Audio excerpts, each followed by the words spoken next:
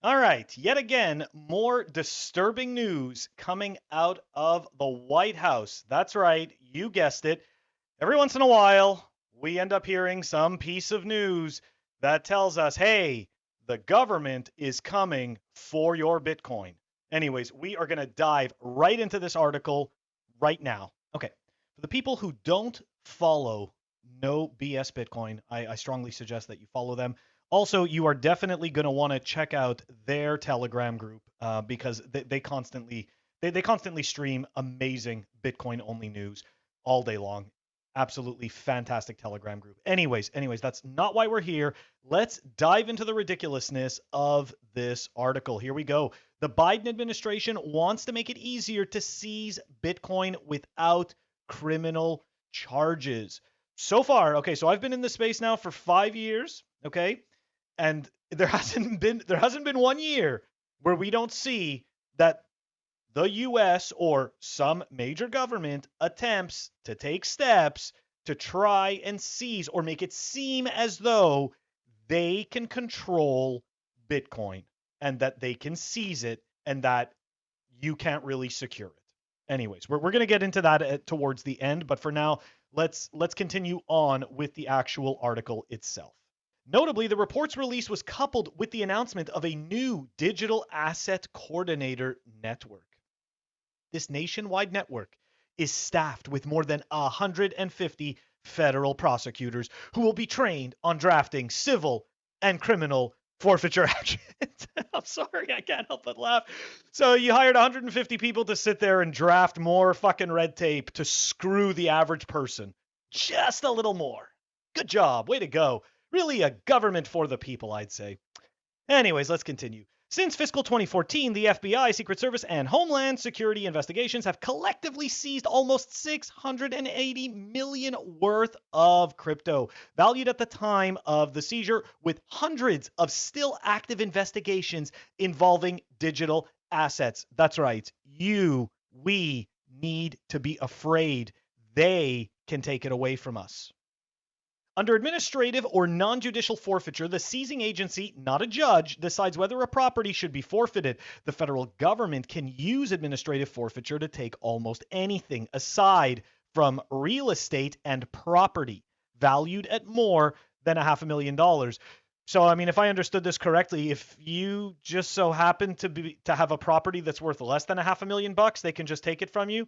So if you have a really expensive property, you can keep it.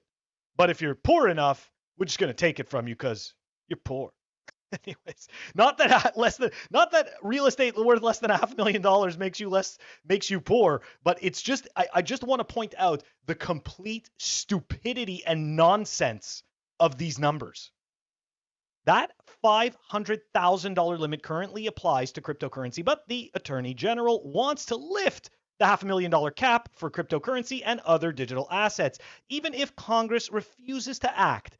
Thanks to a law enacted last year, the Secretary of the Treasury could simply end the cap by adopting new regulation. And again, this is more proof why human beings cannot be trusted, and this idea, this notion that all of a sudden we can create this entity called government, fill it with a bunch of the same humans that we are, and then decide that this entity, this magical entity, will somehow be better than an individual human being at administering these laws and being quote unquote fair and providing justice. It's all bullshit. This is all part of the myth of authority. Anyways,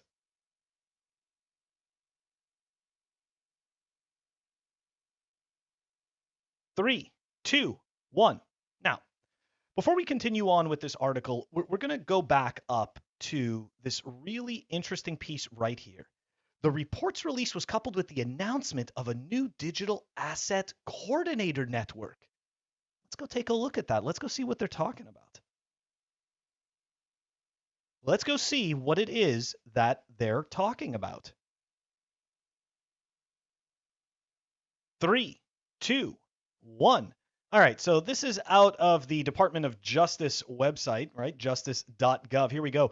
Justice Department announces report on digital assets and launches nationwide network.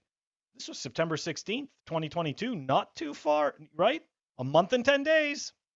Anyways, here we go. As digital assets play a growing role in our global financial system, we must work in tandem with departments and agencies across government to prevent and disrupt the exploitation of these technologies to facilitate crime and undermine our national security. That's right. It's a call to action. Everybody needs to stick together. The government represents you, me, us, the little people, okay? They're doing this for us.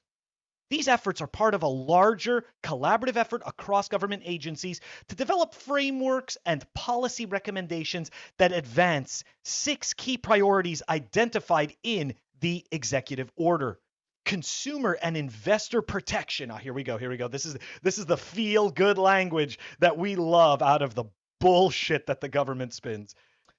Financial stability, illicit finance, U.S. leadership in the global financial system and economic competitiveness, financial inclusion, and responsible innovation. In brackets, we desperately need to maintain control so there is not a freaking chance that we aren't going to do everything in our power to scare you out of custodying and learning about Bitcoin. Just my personal opinion. Developments in digital assets have created a new landscape for criminals. Here we go, a little bit of fear mongering to exploit innovation to further significant criminal and national security threats domestically and abroad. This is a big problem, okay? These digital assets, they just can't stop it. They can't keep their hands on it. They can't seem to figure out how to control it. So what they need desperately is for us to censor ourselves and to make our own personal decision that, you know what, we don't want to custody our own assets. We want to continue this arrangement that we have with the third parties where every minute of the day we are incurring counterparty risk. This is very important for the system to have this from us. First, in response to the March 9th executive order, the department's report discusses the manner in which illicit actors are exploiting digital asset technologies. That's right. Second, the department's criminal division has launched the DAC, led by the department's National Cryptocurrency Enforcement Team, NCET.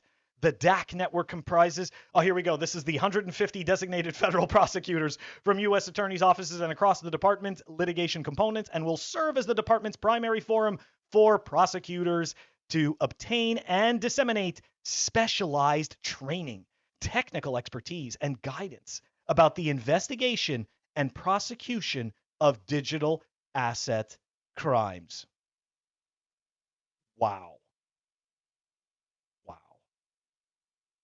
They make it so, I find that the government is an incredible LARP. They are amazing at making it seem like the role playing that they're doing actually works, as though they're actually protecting the little guy.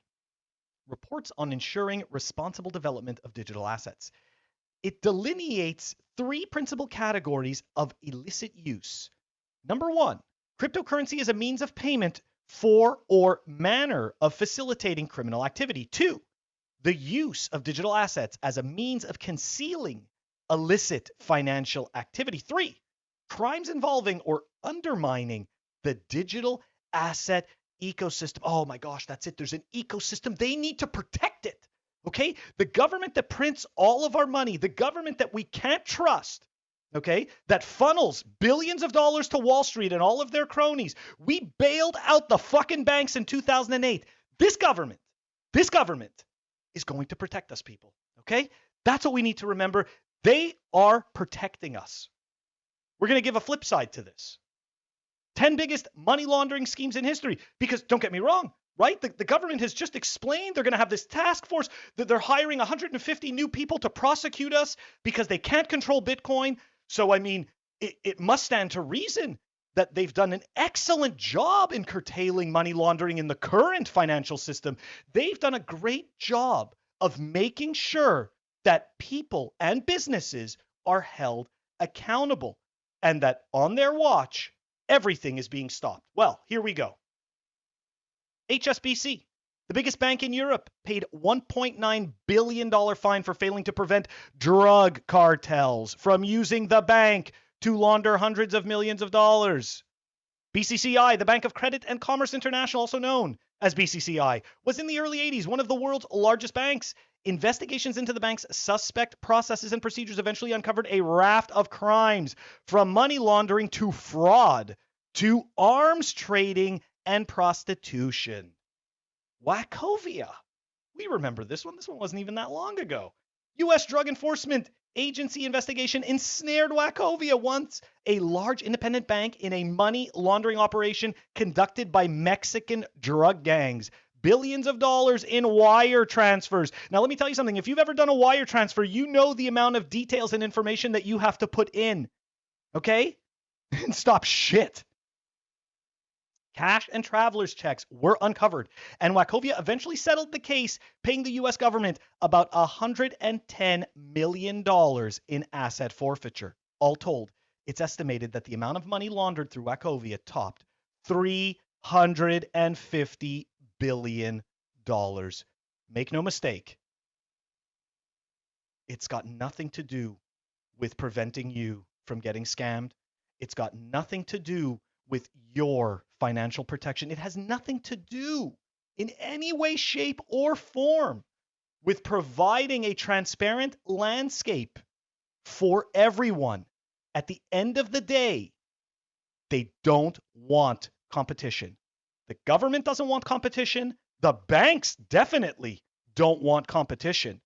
So they need us to think that they can seize our Bitcoin the same way that they seized gold. That's what they need. They need to be able to do that. They need to be able to trick us into that. But the reality is this: you can self-custody your own Bitcoin. If enough of us self-custody our own Bitcoin, they cannot stop us all. Back in the 70s, they got everybody really compliant, really comfortable, and a majority of the gold was being custodied in banks. Well, let's fast forward to today. There are a lot of people that do not understand that a Bitcoin exchange, or a quote-unquote crypto exchange, is not as secure as you think. Your assets can be seized from those exchanges. It is much more difficult to seize your Bitcoin if you self-custody. Don't let the government fool you. Don't let them scam you out of self-sovereignty and proper money. The governments are afraid of Bitcoin.